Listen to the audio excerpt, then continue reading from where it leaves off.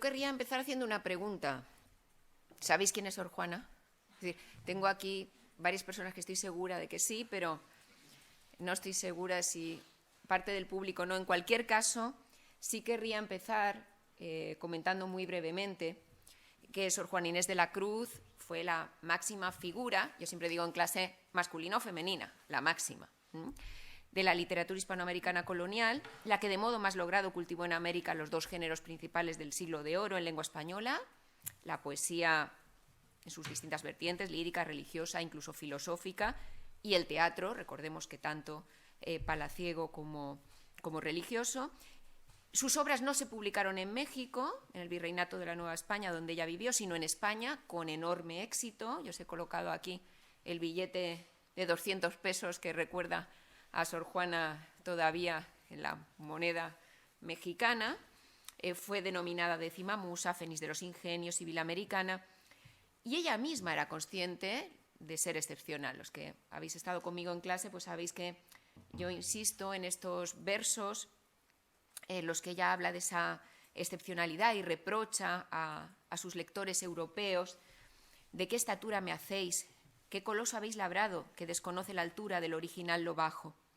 No soy yo la que pensáis, si no es que allá me habéis dado otro ser en vuestras plumas y otro aliento en vuestros labios, y diversa de mí misma, entre vuestras plumas ando, no como soy, sino como quisisteis imaginarlo.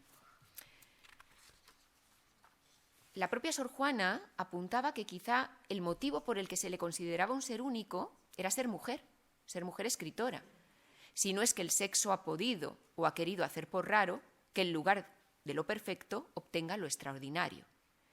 Y en efecto, Sor Juana no ocultó su voz femenina en la escritura, sino que hizo de ella en muchas ocasiones una marca de identidad, de modo que en parte de la poesía lírica que compuso antes y después de entrar en el convento, el yo poético es una mujer. Y reivindicó además su papel como escritora en una carta extensa que mis alumnos sí que recuerdan, la respuesta a Sor Filotea de la Cruz, ¿verdad?, en la que explicaba al obispo de Puebla, Manuel Fernández de Santa Cruz, esa vocación literaria, esa pasión por el conocimiento.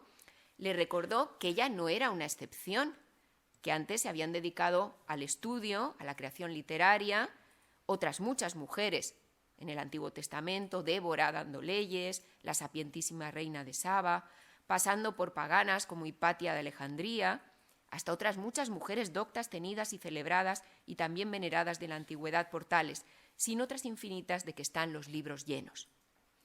Sor Juana consiguió ingresar en esa lista que ella misma estaba creando, de mujeres sabias. Y por ello, cuando se superó el desinterés por todo lo que significaba el barroco en el siglo XVIII, y cuando se superó también el proceso de independencia con el rechazo al mundo colonial, pues llegan una serie de mujeres que comienzan a ver en ella, ya en el siglo XIX, un modelo de mujer intelectual. Y esta línea de acercamiento a Sor Juana como, podríamos decir, modelo de mujer, ha continuado hasta hoy y, curiosamente, se centra más en lo que Sor Juana hizo o en lo que significó que en lo que escribió. Como explica Margot Glantz, acercarse a la obra de Sor Juana conduce inevitablemente a reseñar el asombro, el pasmo con que ella, la mujer excepcional, fue mirada, al grado de que ni entonces ni hoy es posible deslindar su obra de su vida. Por eso mucha parte de la crítica y también de la literatura, y de manera concreta lo que nos ocupa hoy, la poesía que se dedica a la poeta novohispana, tiene como centro de atención algunos momentos claves de la vida excepcional de Sor Juana, en parte explicados por ella misma en la respuesta. Pienso, por ejemplo, en la decisión de ingresar en el convento cuando tenía ese éxito en la corte, o las circunstancias que rodearon esa muerte contagiada, cuidando a sus hermanas monjas en los últimos años. Lo curioso es que la manera de observar estos aspectos puede llegar a ser muy distinta, incluso dentro de lo que podríamos denominar un discurso femenino que no feminista siempre. Lo que voy a presentar muy brevemente es la particular lectura de Sor Juana que hace una de las máximas figuras de la poesía hispanoamericana de la primera mitad del XX, que es la chilena Gabriela Mistral, que, como sabéis, fue premio Nobel, el primer premio Nobel de hispanoamericana.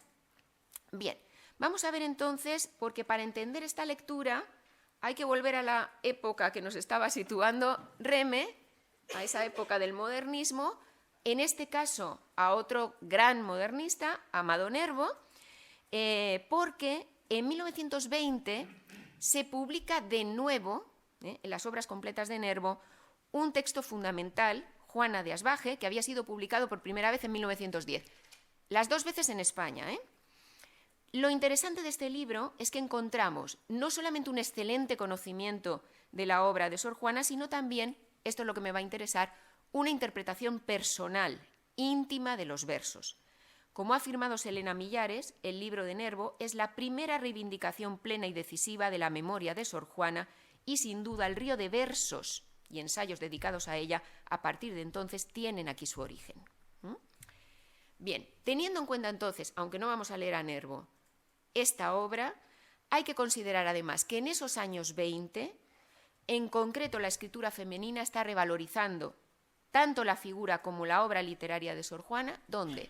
En Estados Unidos, no en México, en Estados Unidos, donde se inician investigaciones de calado, la de Dorothy Jones desde luego es fundamental, pero también, y como supongo que alguien habrá por aquí también de literatura, de filología inglesa, bueno, pues va a haber una serie de autoras que van a traducir sobre todo sonetos de Sor Juana, como tenéis aquí a Munalí. Traducciones de su obra al inglés que se van publicando en esos años 20. En el México de esos años, la reivindicación va a llegar también de la mano de autoras extranjeras que llegan al país. Y aquí es donde entra Mistral. En 1922 viaja Mistral, no invitada como poeta, sino en otra faceta fundamental de Mistral, que es la de educadora, la de maestra. Lo hace invitada por José Vasconcelos, que era el secretario de Instrucción Pública, bueno, y que os tiene que quedar así como clavado, porque Vasconcelos es una figura clave, para bien o para mal, de la historia de la cultura mexicana, para colaborar en un amplio proyecto de reforma del sistema educativo mexicano y de difusión cultural. Y entre las tareas que le encargan a Mistral, en esa etapa, entre 1922 y 1924, es el encargo de un libro que ella va a titular Lecturas para mujeres. Lecturas para mujeres, cuyo objetivo, como dice el título, pues es favorecer la formación de las jóvenes del país. Y es aquí donde va a incluir una breve biografía titulada Silueta de Sor Juana Inés de la Cruz, fragmento de un estudio.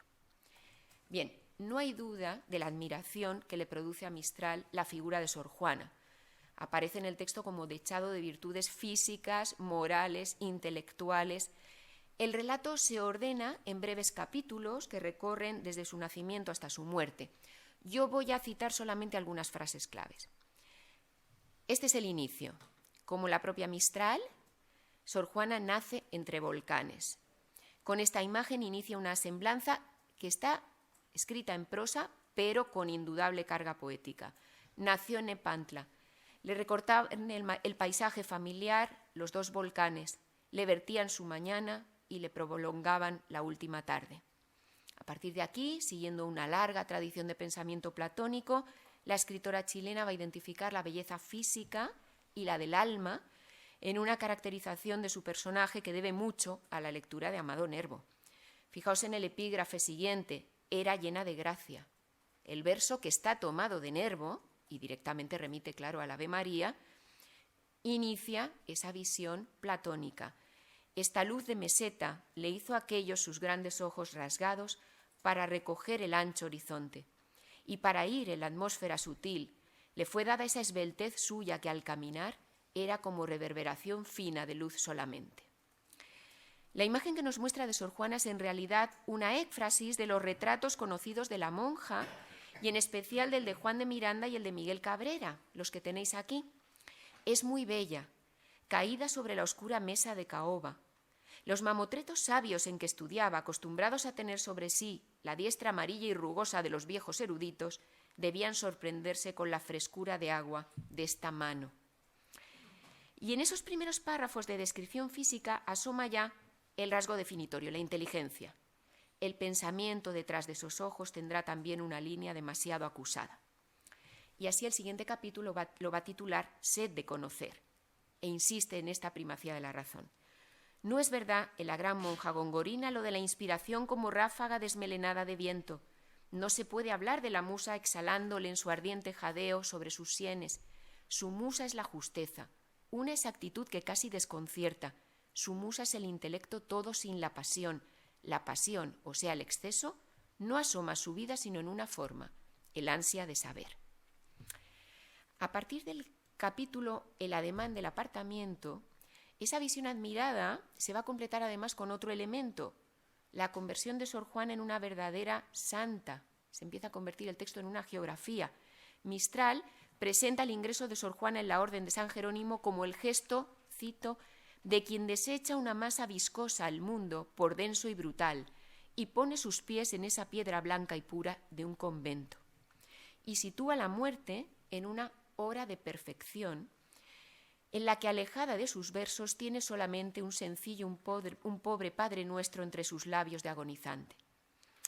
Cuando imagina a Sor Juana en esos años finales de los que hablábamos antes, busca el cilicio, conoce el frescor de la sangre con su cintura martirizada, recordéis que Sor Juana se flagelaba en esos años, comenta Mistral, esta es para mí la hora más hermosa de su vida, sin ella yo no la amaría. Bien, lo que me importa de esta caracterización no es tanto la condición de santidad que Mistral atribuye a Sor Juana, sino la conexión personal que se establece entre las dos autoras, hasta el punto de que la última frase, esta para mí es la hora más hermosa de su vida, sin ella yo no la amaría, como advierte Alessandra Luiselli, posiblemente dice más de la futura Premio Nobel que de la poeta mexicana. En efecto, lo que Gabriela Mistral muestra en este texto es lo que podríamos denominar una escritura en espejo, que manifiesta una identificación entre la autora chilena y Sor Juana, un tipo de escritura que va a continuar en la poesía, pero también en la novela, en el ensayo, sobre todo escrito por mujeres, en décadas posteriores y que ha llegado hasta el siglo XXI incluso. Mistral tenía motivos para identificarse con Sor Juana, más allá de la dedicación de ambas a la creación poética. Las dos habían manifestado esa precocidad en el aprendizaje y en la escritura. Sor Juana decía que había aprendido a leer y a escribir a los 3 años, ¿verdad? Mistral había sido ayudante de escuela y había empezado a colaborar en un periódico con 15. Su formación había sido fundamentalmente autodidacta en ambos casos. Ambas se mantuvieron célibes toda su vida y la profunda religiosidad de Mistral le hizo identificarse, como hemos visto, con los valores católicos que Sor Juana encarnó en los últimos años de su vida. No olvidemos, además, que cuando Mistral está escribiendo sobre Sor Juana, empieza a tener esa dimensión internacional que la caracterizaría en adelante, la misma dimensión que va a tener Sor Juana, aunque en su caso no fuera ella la que viajara por Europa, por América, sino sus libros. Los lectores del siglo XXI hemos visto convergencias entre las dos autoras que la propia Mistral no habría podido plantearse entonces. En 2017, la profesora y artista pictórica hispano-chilena Maite Barros inauguró en la Casa Museo Pablo Neruda de Valparaíso, en la Sebastiana, una exposición pictórica que tituló Juana y Gabriela o los sueños de la Nábasis, en la que proponía ambas autoras como, cito, arquetipo de la lucha femenina por la equidad de género. Y con motivo precisamente de la publicación de la silueta de Sor Juana Inés de la Cruz como libro ilustrado en 2020, Valentina Orellana Guarello, directora del Servicio Nacional de Patrimonio Cultural de Chile en Coquimbo, la región de Mistral, afirmaba: reeditar esta obra nos permite abrir un diálogo más allá del tiempo con dos mujeres que empujaron los cánones de las épocas en que vivieron.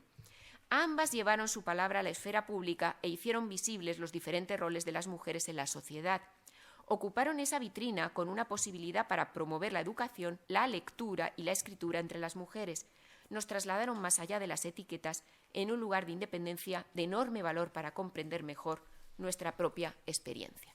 Bien, como vemos, la publicación en pleno siglo XXI de ese texto dedicado a Sor Juana por parte de Mistral está creando una línea de interpretación de ambas autoras desde la perspectiva de género que también aparece citada por el director de la editorial, Juan Francisco Bascuñán, cuando decía: ambas eran mujeres inteligentes, lúcidas, valientes y por sobre todo amaban su libertad. independizándose como pudieron del patriarcado reinante. En épocas que las separan por casi 2 siglos y medio, ambas vivieron la implacable discriminación por el solo hecho de ser mujeres, pero lograron con astucia que sus obras quedaran para que ahora, en plena segunda década del siglo XXI, volvamos sobre su vida y obra, redescubriendo los tesoros gigantes que contienen. Bien, es cierto que ni Sor Juana ni Mistral vivieron buenos tiempos para la escritura de mujeres, pero también es cierto que fue el reconocimiento de su talento por parte tanto de mujeres como de hombres poderosos de sus respectivas épocas, lo que les permitió alcanzar en vida las cotas más altas de éxito como poetas. Ahora nos queda a nosotros, a los lectores y lectoras del siglo XXI, reinterpretar para nuestro mundo de hoy a dos autoras que no solo se caracterizan por su impecable calidad poética, sino que también contribuyen a configurar una necesaria genealogía de la escritura de mujeres en el ámbito de la literatura hispanoamericana. Muchas gracias.